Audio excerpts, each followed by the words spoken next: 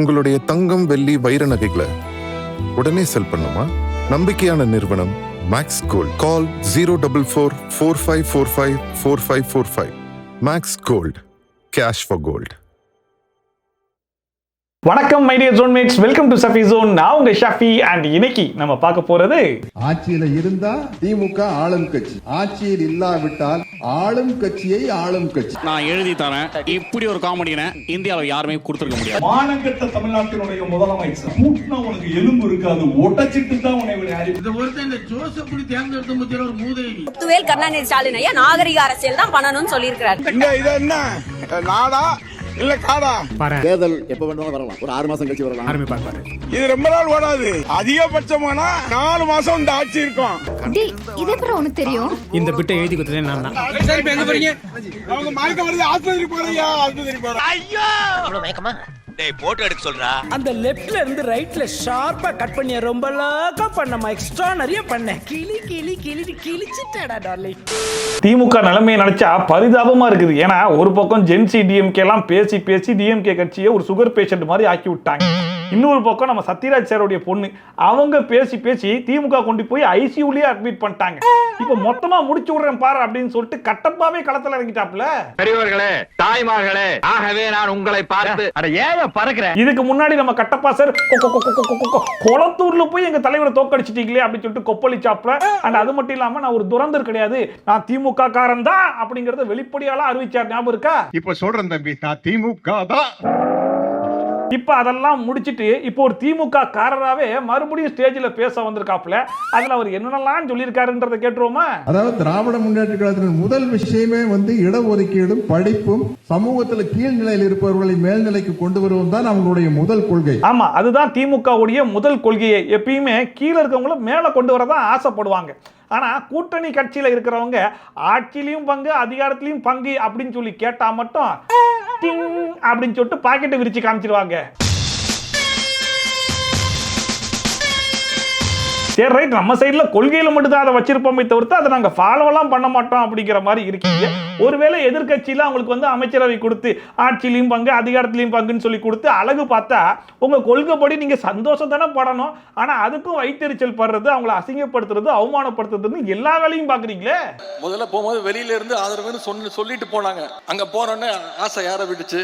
அது ஆட்சியில இருந்தாலும் சரி, ஆட்சியில் இல்லாம இருந்தாலும் சரி. ஆட்சியில இருந்தா திமுக ஆளும் கட்சி, ஆட்சியில் இல்லாவிட்டால் ஆளும் கட்சியை ஆளும் கட்சி. எப்பேற்பட்ட வரிகள் பாத்தீங்களா இல்லையா? இந்த போர்வைக்கு தான் போர்வையை போட்டு நம்ம கட்டப்பாவை ஸ்டேஜ்ல பேச வைக்கிறாங்க. கும்பிடு. இருக்கிற எம்எல்ஏ எல்லாம் வரிசையா அரெஸ்ட் ஆகி ஜெயிலுக்கு போயிட்டு இருக்காங்க. இதுல ஆட்சியில இருந்தா ஆளுங்கட்சியா, ஆட்சியில இல்லாட்டா ஆளுங்கட்சியா ஆளுங்கட்சியாம்ல. ஆட்சியில இருந்தா திமுக ஆளும் கட்சி, ஆட்சியில் இல்லாவிட்டால் ஆளும் கட்சியை ஆளும் கட்சி. நான் எழுதி தரேன். இப்படி ஒரு காமெடியை இந்தியாவில் யாருமே கொடுத்துருக்க முடியாது. முதல்ல அடுத்த தேர்தல் வரதுக்குள்ள எத்தனை எம்எல்ஏ வெளியே இருப்பாங்கன்றத எண்ணி பார்த்துக்கோங்க. அதுக்கப்புறம் ஆளுங்கட்சியா ஆள்றத பத்தி எல்லாம் பேசிக்கலாம். ஆளும் கட்சியை ஆளும் கட்சி. நெக்ஸ்ட் மீட் பண்றேன். ஒரு பிக்கிங்கடா. ஏன்னா யாரு ஆளும் கட்சியா இருந்தாலும் இவங்க போட்டு கொடுத்த பாதையில தான் ஆட்சியை நடத்தி ஆகணும். சொன்னாங்க நம்ம வாங்கி கொடுத்த ஆட்டோல வேற ஏதோ கொடி பறக்குது அப்படின்ட்டு. பாப்போம் எவ்வளவு நாள் பறக்குதுன்ட்டு. சொல்லி வச்ச மாதிரி திமுக சார்பா யாரு ஸ்டேஜ் ஏறி மைக்க பிடிச்சாலும் ஒரே டைலாக் தான். இன்னும் எத்தனை நாளைக்கு இந்த ஆட்சி இருக்குன்னு பாப்போம். 4 மாசமா 3 மாசமான்னு சொல்லி பேசிட்டு இருக்காங்க. எனக்கு என்ன ஒரு விஷயம் புரியலன்னா, நீங்க தோத்துட்டீங்க, அதை முதல்ல அக்செப்ட் பண்ணிக்கோங்க. எடுத்துக்க முடியல. அவங்க ஜெயிச்சிட்டாங்க. நீங்க எதிர்கட்சியா இருந்து 5 வருஷத்துக்கு இதே டைலாக பேசிட்டு இருந்தீங்கன்னா 5 வருஷத்துக்கு அப்புறம் திரும்பி பார்த்தா இந்த ஒரே கேள்விதான் இருக்கும். வேற எல்லாமே பிம்பிலிக்கு பிலாப்பியா தான் போயிடும். 50 வருஷமா ஒரே டெக்னிக்கா? ஆளுங்கட்சினா போய் அட்டை மாதிரி ஒட்டிக்கிறது, எதிர்கட்சியா இருக்கல போய் பயந்து பம்பி போறது கட்டப்பா நான் அல்ல. என்ன சொல்கிறீர்கள்? திராவிட முன்னேற்ற கழகத்தின் கட்டப்பாவாவை கூட என்ன எடுத்துக்கங்க. பரவாயில்ல, டிஎம்கே உடைய அபிஷியல் கட்டப்பாவே நான் தான் அப்படிங்கறத ஸ்டேஜ் போட்டு அவரே அபிஷியலா அனௌன்ஸ் பண்ணிக்கிறாப்ல. ஆனா நீங்களும் ஜென்சி டிஎம்கே பசங்க மாதிரி பேசாம கட்டப்பான்லாம் சொல்லிருக்கீங்க. கொஞ்சமாச்சு உருப்படியா பேசினா நல்லா இருக்கும். நான் நினைச்சா பண்ணலாம், ஆனா பண்ண மாட்டேன். அந்த வழக்கமாவே டிஎம்கேனா நாகரிக அரசியல்னா டிஎம்கேங்க அப்படின்னு சொல்லிட்டு யாரும் சொல்ல மாட்டாங்க, அவங்களுக்கு அவங்களே சொல்லிட்டு தெரிஞ்சாங்க இல்லையா. கருணாநிதி ஸ்டாலின் ஐயா நாகரிக அரசியல் தான் பண்ணணும்னு சொல்லியிருக்கிறார். அதுலயும் கடந்த 5 வருஷம் அவங்களுடைய நாகரிகத்தை நம்ம பார்த்ததை விட இப்போ டிவிக்கு ஆட்சிக்கு வந்ததுக்கு அப்புறம் நாளுக்கு நாள் அவங்களுடைய நாகரிகத்தை நீங்க பார்க்கணுமே, உச்சத்தை தொற்றும் போல இருக்கு. அதுல இருந்து ஒரு 2-3 சாம்பிள் மட்டும் காட்டுறேன் பாருங்க. மானங்கெட்ட தமிழ்நாட்டினுடைய முதலமைச்சர் சட்டமன்றத்துக்குள்ள வச்சு பாத்துக்கிறோம்டா. நாங்க என்ன கோமாளி பையில நினைச்சுக்கிட்டு இருக்கிற சட்டமன்றத்தை பூட்டுவானா, பூட்டினா உனக்கு எலும்பு இருக்காது, ஒட்டச்சிட்டு தான் உன்னை அனுப்பி விடுவானா. நாகரிகமா பேசினா நம்ம ஸ்டாலின் ஐயா சொல்லி இவ்வளவு கேவலமான ஒரு முதலமைச்சரை தமிழகம் மட்டுமல்ல இந்திய வரலாறே பெற்றது கிடையாது. அதாவது முதலமைச்சரை இதுக்கு முன்னாடி வரைக்கும் திட்டிட்டு இருந்தாங்க, இப்போ கொலை மிரட்டல் விட ஆரம்பிச்சிட்டாங்க. வாயின்னு முன்னிருந்தா என்ன வேணாலும் பேசுவீங்களா கேட்டா இதுக்கு பேரு தான் நாகரிக அரசியலாம். இதுல சிஎம் ஒரு பக்கம் அசிங்கப்படுத்தி கொலை மிரட்டல் விடுறாங்கன்றதெல்லாம் செகண்டரி. அவருடைய ஸ்டார்டிங் கேட்டீங்களா, மானங்கெட்ட தமிழ்நாடா. இதுல யார் அவர் அசிங்கப்படுத்துறாப்ல? மானங்கெட்ட தமிழ்நாட்டினுடைய முதலமைச்சர். மக்கள் மேலயும் அவதூறு பரப்ப ஆரம்பிச்சிட்டாங்க. இல்ல நான் என்ன கேட்கிறேன், இதே மக்கள் தானே ஓட்டு போட்டு உங்களை ஜெயிக்க வச்சாங்க. அப்பெல்லாம் இந்த மக்கள் உங்களுக்கு ரொம்ப நல்லவங்களா தெரிஞ்சாங்க. இப்போ உங்களுக்கு ஓட்டு போடாம இன்னொரு கட்சிக்கு ஓட்டு போட்ட உடனே அவங்க எல்லாம் மானங்கெட்டவங்களாயிட்டாங்களா? இது இப்போ இல்ல, நான் சொல்றது எம்ஜிஆர் அவர்கள் காலத்திலிருந்தே. அப்பவே அவர் ஜெயிச்சப்போ அதே மக்களை தப்பா பேசுறது. பூட்டினா உனக்கு எலும்பு இருக்காது, ஒட்டச்சிட்டு தான் உன்னை அனுப்பி விடுவானா. இவ்வளவு நாகரிகமா தமிழ்நாட்டு சிஎம்க்கு கொலை மிரட்டல் விட்டது மட்டும் இல்லாம தமிழ்நாட்டு மக்களை இவ்வளவு நாகரிகமா பேசினதுனால அவர் மேல ஒரு ஆக்ஷன் எடுத்தாங்க.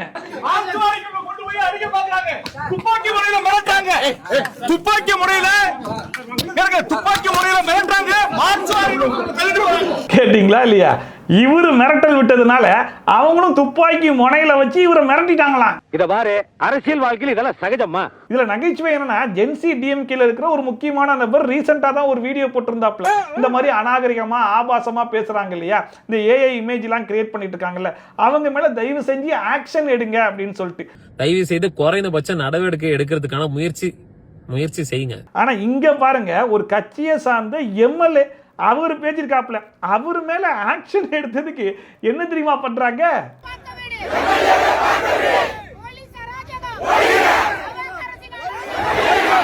பாத்தீங்களா, எங்க கட்சி தலைவர் அப்படி என்ன தப்பா பேசிட்டாப்ல, அவ்வளவு நாகரிகமா பேசிருக்காப்ல, அவரை போய் கைது பண்றீங்களேன்னு சொல்லிட்டு அம்பிட்டு பேரும் ரோட்ல இறங்கி போராட்டம் பண்றாங்களா.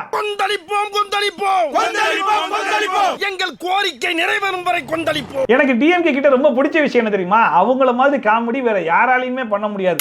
இப்போ கூட பாருங்களேன், எம்எல்ஏ மார்க்கண்டேயனை எதுக்காக அரெஸ்ட் பண்ணாங்க? சிஎம் ஒருமையில பேசிட்டாப்ல, அவருக்கு வந்து கொலை மிரட்டல் விடுற மாதிரி பேசிட்டாருன்னு சொல்லி தானே அரெஸ்ட் பண்றாங்க. இதுக்கு ஆதரவா யார் திரும்ப வந்து போராட்டம் பண்றா? இதுக்கு முன்னாடி சிஎம் ஒருமையில பேசி அரெஸ்ட் ஆன அனிதா ராதாகிருஷ்ணன். நம்ம எப்படி ஜாலியா நடிகையோட வீட்டுல ஜாலியா இருந்தோம்.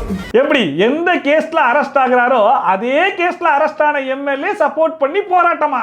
இது என்ன நாடா இல்ல காடா? தேர்தல் எப்ப வேணாலும் வரலாம், ஒரு 6 மாசம் கழிச்சு வரலாம். இது ரொம்ப நாள் ஓடாது, அதிகபட்சமானா 4 மாசம் இந்த ஆட்சி இருக்கும். இது அப்புறம் உனக்கு தெரியும். இந்த பிட்டை எழுதி கொடுத்ததே நான் தான். அது வரையும் தான் இந்த காவல்துறை ஆட முடியும். இப்ப 4 மாசம் ஆயிடுச்சு, ஏன்னா ஆல்ரெடி 2 மாசம் முடிஞ்சு போச்சுல, அதனால 4 மாசம். இப்ப அடுத்த மாசம் ஒரு வாட்டி கைதானர்னு வைங்களேன், என்ன அதிகபட்சம் இன்னும் 3 மாசம் தான், அதுக்கப்புறம் இந்த ஆட்சி இருக்காது அப்படின்னு சொல்லிட்டு அந்த கணக்குல மட்டும் கரெக்டா இருக்காரு. அதிகபட்சமானா 4 மாசம் இந்த ஆட்சி இருக்கும். இது ஒன்ன கத்து வச்சுக்கிட்டு ஓயாம. இத்தனைக்கும் டிவிகே சைடுல வைக்கிற குற்றச்சாட்டுலாம் என்னங்க குற்றச்சாட்டு? நம்ம அனிதா ராதாகிருஷ்ணன் ஐயா வைக்கிற குற்றச்சாட்டு இருக்கு பாருங்க, அவர் அளவுக்கு யாராச்சும் வைக்க முடியுமான்ற அளவுக்கு வைப்பாப்ல. இப்ப கேளுங்க அவர் குற்றச்சாட்டு. என்ன இடுப்பு பிடிச்சி இழுக்கிறாருன்னா அந்த காவல்துறை அவர் தான் என்னைய வந்து எம்எல்ஏ பதவி ராஜினாமா பண்ணுங்க, உங்களை வந்து தாவாக்காவில சேர்த்து எல்லாம் செய்யறேன்னு சொன்ன டிஎஸ்பி தான் இப்ப வந்து என்ன இடுப்பை பிடிச்சி இழுத்தது. அதாவது குதிரை பேரம் பண்ண டிஎஸ்பி தான் இப்ப அவருடைய இடுப்பை பிடிச்சி இழுத்துட்டாரா. சோ இப்போ குதிரை பேரம் பண்ணதுக்கு ஒரு கேஸ், அவர் இடுப்பை பிடிச்சி இழுத்ததுக்கு இன்னொரு கேஸும் போட்டாலும் போடுவாரு போல. அண்ணன் போற கம்பீரத்தை பாருல, ரவியில வந்ததுடா அதெல்லாம். இதுல ஹைலைட் என்னன்னா, நம்மள மாதிரியே ஒருத்தர் பேசிருக்காப்ல, அவருக்கு நம்ம சப்போர்ட் பண்ணாட்டா எப்படி அப்படின்னு சொல்லி களத்துல இறங்கி மைக்கெல்லாம் பார்த்து நல்லா ஆக்ரோஷமா தான் பேசிட்டு இருந்தாப்ல. வேணா நீங்களே பாருங்க. எல்லாரும் ஒரு நிமிஷம் இப்படி வர்றீங்களா? அதுக்கப்புறம் அவங்க சொட்டையை நாங்க முடிச்சிடுறோம். இப்ப கூட நம்ம ஐயாவுடைய நாகரிகத்தை கவனிச்சிங்களா இல்லையா? சொட்டையாமா இவங்களுடைய நாகரிகம்லாம் எப்படி இருக்கும்னா, அடுத்தவங்களை பார்த்து பாடி ஷேமிங் பண்றது, ஒருமையில பேசுறது, இந்த மாதிரி நாகரிகத்தை அள்ளி தெளிச்சுக்கிட்டே இருப்பாங்க. சரி ரைட், இதை கூட ஓரமா விடுங்க. இவ்வளவு நேரம் நல்லா கம்பீரமா பேசிட்டு இருந்தார்ல நம்ம ஐயா, திடீர்னு போலீஸ் சரி ரைட் இவர் அரெஸ்ட் பண்ணிடலாம்னு சொல்லி கிளம்பி வந்தாங்க. வரதான் செஞ்சாங்க. உடனே ஐயாவுடைய பெர்ஃபார்மன்ஸ் இருந்துச்சு பாருங்க. அந்த பெர்ஃபார்மன்ஸ் தமிழகமே நீ எங்கே போய் கொண்டிருக்கிறாய்? எங்க போறீங்க? அவங்க மயக்கம் வருது, ஆஸ்பத்திரி போறியா? ஆஸ்பத்திரி போறா. ஐயோ இவ்வளவு மயக்கமா? டேய் போட்டோ எடுக்க சொல்றா.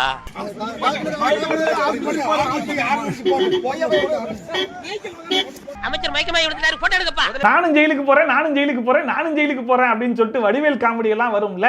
அதே மாதிரி நான் ஹாஸ்பிட்டலுக்கு போறேன், அதுவும் மயக்கம் போடுறதுக்காக தான் போறேன், அந்த மயக்கத்தை இப்பவே போடுறேன் அப்படின்னு சொல்லிட்டு அங்கேயே மயக்கம் போட்டாரு பாத்தீங்களா? அங்க நிக்கிறாரு நம்ம ஐயா.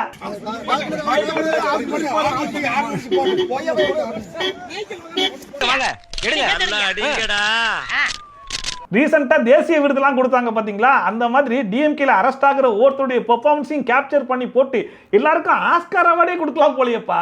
அந்த லெஃப்ட்ல இருந்து ரைட்ல ஷார்ப்பா கட் பண்ணி ரொம்ப அழகா பண்ணமா, எக்ஸ்ட்ரானரியா பண்ண. கிளி கிளி கிளி கிழிச்சிட்டடா டார்லிங். இப்போ நம்ம எம்எல்ஏ மார்க்கண்டேயன் அவர்கள் ரொம்ப நாகரிகமா பேசுனதுனால அவரை மாதிரியே நாகரிகமா பேசக்கூடிய அனிதா ராதாகிருஷ்ணன் ஐயா சப்போர்ட்டுக்கு வந்தாப்புல. இப்போ நம்ம அனிதா ராதாகிருஷ்ணன் ஐயாவே ரொம்ப நாகரிகமா பேசுவாரா இல்லையா? அவருக்கு சப்போர்ட்டுக்கு இன்னொருத்தர் நாகரிகமா வந்து பேசணுமா இல்லையா? அந்த மாதிரி ஒருத்தர் வந்து பேசுறாப்புல. அவர் பேச்சுல எவ்வளவு நாகரிகம் தெரியுதுன்னு மட்டும் பாருங்க. கிருத்திகான்னு ஒருத்தி இருக்கான், சரியான ஒரு அமைச்சர். இங்கிலீஷ்ல பேசிட்டானா வெள்ளக்காரன் தற்கொலை பண்ணிடுவான். இன்னும் எத்தனை வருஷத்துக்கு இப்படி இருப்பீங்க? என்னடா சொல்றா, என்ன சொல்றா? பரவாயில்ல, இதுதான் அவர் சொல்லி கொடுத்த நாகரிகமோ என்னமோ. இத்தனைக்கும் இந்த ஃபேக் ஐடி வச்சு கமெண்ட் எல்லாம் பண்ணிட்டு இருப்பாங்க பாத்தீங்களா? அவங்கள வந்து இந்த மாதிரிலாம் கமெண்ட் பண்ணக்கூடாது அப்படின்னு சொல்லிட்டு சிஎம் சார் இன்ஸ்ட்ரக்ஷன் கொடுக்கணுமாமா. அவர் கொடுக்க மாட்டாருங்கிறது ஒரு குற்றச்சாட்டம்.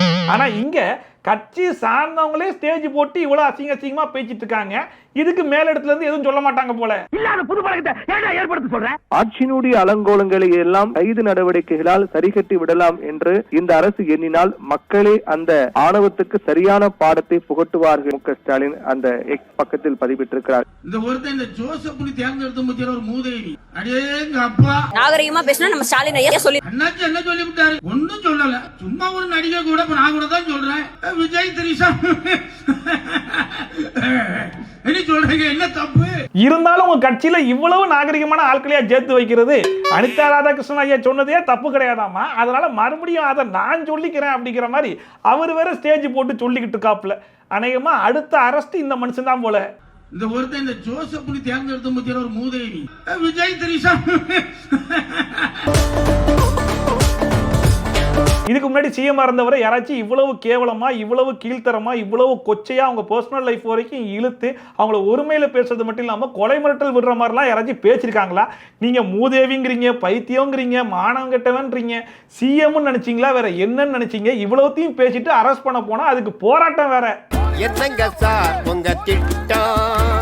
வார்த்தைக்கு வார்த்தை நாங்க தான் நாகரிக அரசியல் பண்றோம்னு பேசிக்கிறீங்க. இந்த மாதிரி பேசுறவங்க கிட்ட இந்த மாதிரிலாம் இதுக்கப்புறம் பேசாதீங்கன்னு சொல்ல வேண்டிய இடத்துல இருக்கிறவங்களே கண்டனம் தெரிவிச்சிட்டு இருக்காங்க. விளாத்திக்குளம் திமுக சட்டமன்ற உறுப்பினர் மார்க்கண்டேயன் கைது செய்யப்பட்டிருந்தார். அதற்கு தனது கண்டனத்தை பதிவு செய்திருக்கிறார் எம்பி கனிமொழி. எதை தெரிவிக்கிறாங்களோ இல்லையோ, கண்டனத்தை மட்டும் கரெக்டா தெரிவிச்சிடறாங்க. இதுல வேற சிஎம் சார் சட்டமன்றத்தில் வச்சு பார்ட்டி ஃபண்ட் அப்படின்னு சொல்லி சொன்ன உடனே டிஎம்கேல இருக்கிற 50 பேர் ஒரே ஓட்டமா ஓட்டாங்க. ஓடினது மட்டும் இல்லாம ராசா அவர்கள் அது ஒன்றும் சும்மாலாம் ஓடலையே, எல்லா கேள்வியும் கேட்டுட்டு தானே வெளியே வந்தோம். உங்ககிட்ட ப்ரூஃப் இருக்கா அப்படிங்கிற மாதிரிலாம் கேட்டுட்டு இருந்தாப்புல. என்னைக்கு ப்ரூஃப் இருக்கான்னு கேட்டாரோ அன்னையில இருந்து இன்னைக்கு வரைக்கும் எல்லாரும் ப்ரூஃப் எடுத்து வெளியே விட்டுட்டு தான் இருக்காங்க. யாரோ சொன்னது போய் இன்னைக்கு திமுகவுடைய கவுன்சிலரே வாயை திறந்து சொல்லிட்டாப்ல. வந்து நல்லா நடக்குது, இன்னைக்கு லஞ்சம் இல்லைங்க. நான் வந்து ஓப்பன் ஸ்டேட்மெண்ட் சொல்றேன், நான் டிவி கேட்கல போலீங்க, ஓப்பன் ஸ்டேட்மெண்ட் சொல்றேன். இன்னைக்கு லஞ்சம் இல்லாம தமிழ்நாட்டில் ஆட்சி மிக சிறப்பா நடந்துட்டு இருக்கு. இதெல்லாம் உங்க கண்ணில் படாது அந்த வீடியோலாம் குறை சொல்றவங்களுக்கு. ஏன்னா நான் வந்து போன ஆட்சியில நான் கவுன்சிலர், ஆனா நான் எனக்கு ஒரு டாக்ஸ் கட்டணும்னா பார்ட்டி ஃபண்ட் கொடுக்கணும், டிடிசி அப்ரூவ் போடணும்னா பார்ட்டி ஃபண்ட் கொடுக்கணும். ப்ரூஃப்னு கேட்டீங்களே, வேற யாரோ இல்லைங்க, உங்க திமுக கட்சியில் இருக்கக்கூடிய கவுன்சிலரே ரொம்ப ஓப்பனா சொல்லிட்டாப்ல எல்லாத்துக்கும் பார்ட்டி ஃபண்ட் கொடுத்தாதான் வேலைக்கு ஆகும்னு. இதுக்கு மேலேயே உங்களுக்கு ப்ரூஃப் தேவை? நீ எந்த பார்ட்டின்னு சொல்லி நான் ஒரே போன ஆட்சியில நான் கவுன்சிலர், ஆனா நான் எனக்கு ஒரு டாக்ஸ் கட்டணும்னா பார்ட்டி ஃபண்ட் கொடுக்கணும். இதுல வேற இதுக்கு முன்னாடி யாராச்சும் இந்த மாதிரி வாயை திறந்து பேசினாலே வேற என்னப்பா குதிரை பேரம் பண்ணிட்டாங்க, அந்த கட்சிக்கு போனதுனால இந்த மாதிரிலாம் பேசுறாங்க, அந்த கட்சி சொல்லி கொடுத்து தான் பேசுறாங்க அப்படிங்கிற மாதிரிலாம் குற்றச்சாட்டை வச்சிட்டு இருந்தாங்க. இன்னைக்கு அவரே சொல்லிட்டாப்ல, நான் டிஎம்கேல இருந்து விலகி இருக்கேன், டிவி கேட்கலாம் போகல, பட் இருந்தாலும் உண்மை இதுதான் சொல்லி வெளிப்படையா போட்டு உடைச்சிட்டாரு. ஏன்னா திராவிட முன்னேற்ற கழக அரசாங்கத்தில் இருக்கக்கூடிய அமைச்சர்கள் எல்லாருமே ஒரு கான்ட்ராக்டர் தொழில் பண்றாருன்னா அதுல அவங்க முதலீடு போடாத பங்குதாரர்களாக தான் இருந்தாங்க. யாராவது வருவாங்க சார், பணம் கொடுங்கன்னு உங்களை மிரட்டுவாங்க. அது எப்படி முடியும்? யார் வருவாங்க? நான் தான் வருவேன். இந்த மாதிரி ஊழல் நிறைய நடந்திருக்கு. நான் இன்றைய முதலமைச்சருக்கு ஒரே ஒரு வேண்டுகோள் தான் வைக்கிறேன். நீங்க எல்லா துறைக்கும் ஊழல் எங்கெங்க நடந்திருக்குன்னு பார்த்து அந்த கட்சி நிதின்ற பேர்ல அடிக்கிற கொள்ளையெல்லாம் 2 பேரும் மாறி மாறி இதே தான் செஞ்சிட்டு இருக்காங்க. அது எல்லாமே மக்கள் பணம், மக்கள்கிட்ட கொண்டு வந்து சேர்த்தோன்னு ஒரு தாழ்மையான வேண்டுகோளை எங்க மூலமா வைக்கிறேன். இவர் வேண்டுகோளா வைக்கிறாப்ல, பட் சிஎம் சார் முன்னாடியே சட்டமன்றத்தில் சொல்லிட்டாப்ல, நான் தொட மாட்டேன், தொடவும் விட மாட்டேன், தொட்டா விட மாட்டேன், இதுக்கு முன்னாடி தொட்டவங்களையும் விட மாட்டேன் அப்படின்னு சொல்லிட்டு அதுக்கேற்ற மாதிரி இதுக்கு முன்னாடி யார் யார் எங்கெங்கெல்லாம் கை வச்சிருக்காங்களோ அவங்கெல்லாம் வரிசையா அரெஸ்ட் ஆகிட்டு இருக்கிறதையும் அவங்க மேல கேஸ் போடுறதையும் பார்த்துக்கிட்டு தான் இருக்கும். ஸோ லஞ்ச பணம், ஊழல் பணம் இதெல்லாம் அப்படியே கலெக்ட் பண்ணி தமிழ்நாடு கஜானாக்கு கொண்டு வந்து சேர்த்தாலே ஒவ்வொருத்தருக்கும் 1.25 லட்சம் ரூபாய் கடன் இருக்குன்னு சொன்னாங்க பாருங்க. அதுவே இல்லாம போயிரும் போல. தொட்டா விட மாட்டோம், இதுக்கு முன்னாடி தொட்டவங்களையும் விட மாட்டோம். அடுத்ததான் நம்ம சீமான் அவர்கள் ரீசெண்டா ஒரு ஸ்டேஜ்ல காமராஜர் ஐயாவை பத்தி பேசியிருப்பாப்ல.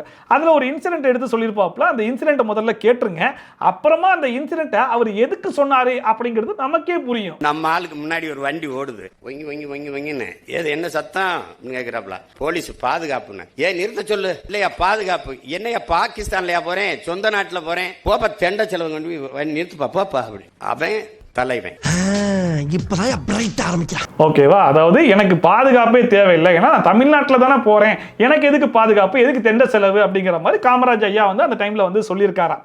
இப்போ எதுக்காக இந்த இன்சிடென்ட் எடுத்து கொண்டு வந்து ஸ்டேஜில் மக்கள் கிட்ட சொல்றாரு அப்படின்னு சொல்லி கேட்டீங்கன்னா, அதை நான் சொல்றதை விட அவரே சொன்னாதான் கரெக்டா இருக்கும். நீங்களே கேளுங்க.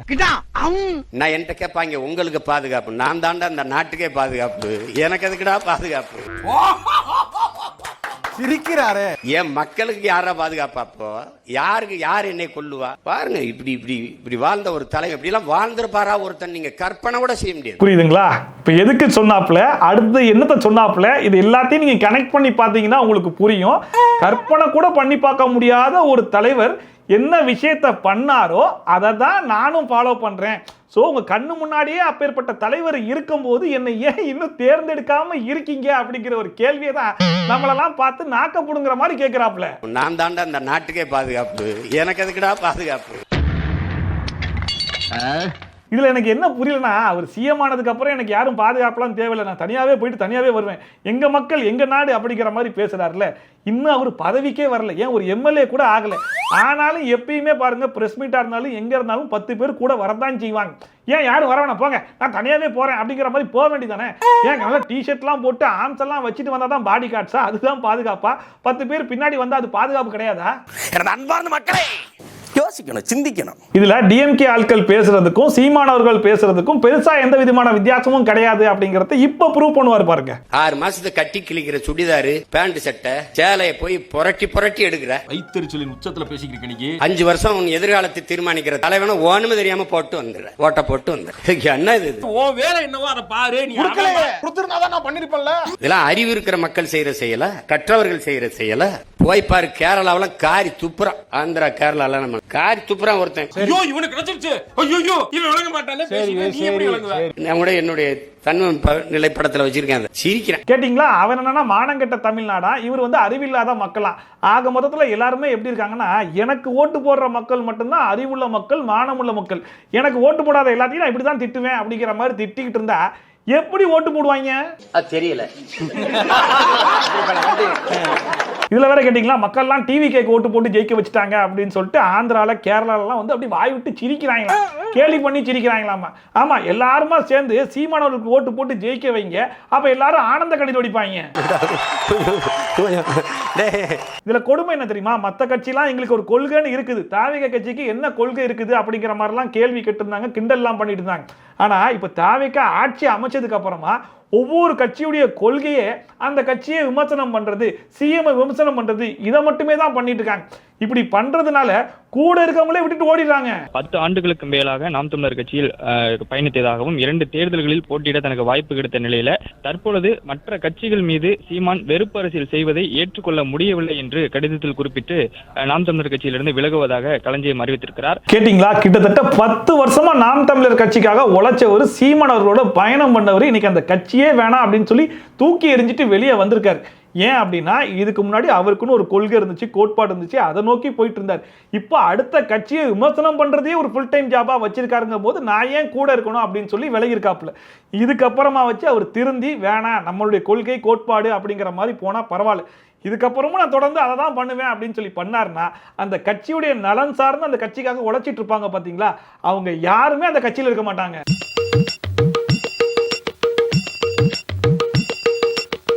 இது நாம் தமிழர் கட்சிக்கு மட்டும் இல்லைங்க, இந்த விஷயத்தை யார் யார் எந்தெந்த கட்சியில பண்ணிக்கிட்டு இருக்காங்களோ அவங்க எல்லாருக்கும் பொருந்தும். கொஞ்சம் டெக்னிக் ஆச்சு கொஞ்சம் மாத்தினா கொஞ்சம் நல்லா இருக்கும். சோ அவ்வளவுதான் இன்னைக்கு வீடியோ. இன்னைக்கு இந்த வீடியோ பார்த்து கொஞ்சம் என்ஜாய் பண்ணிருப்பீங்க நம்புறேன். ஒருவேளை என்ஜாய் பண்ணீங்க அதை மறக்காம கமெண்ட் செக்ஷன்ல சொல்லுங்க. And இதே மாதிரி ட்ரோல்ஸ் அண்ட் ரிவ்யூஸ்லாம் கண்டிப்பா பார்க்கணும்னு நினைச்சீங்கன்னா மறக்காம சப்ஸ்கிரைப் பண்ணிட்டு பக்கத்துல கூடிய பெல் ஐகான் டான் தட்டி விட்டீங்கன்னா நான் போற வீடியோட நோட்டிஃபிகேஷன் டான் டைம் கொஞ்சம் சேர்ந்துரும். சோ மீட் இது மாதிரி சூப்பரான வீடியோட சூப்பரான ரிவ்யூவோட சூப்பரான ட்ரோலோவும் செஞ்சு bye from Shafi. Tata bye bye and take care.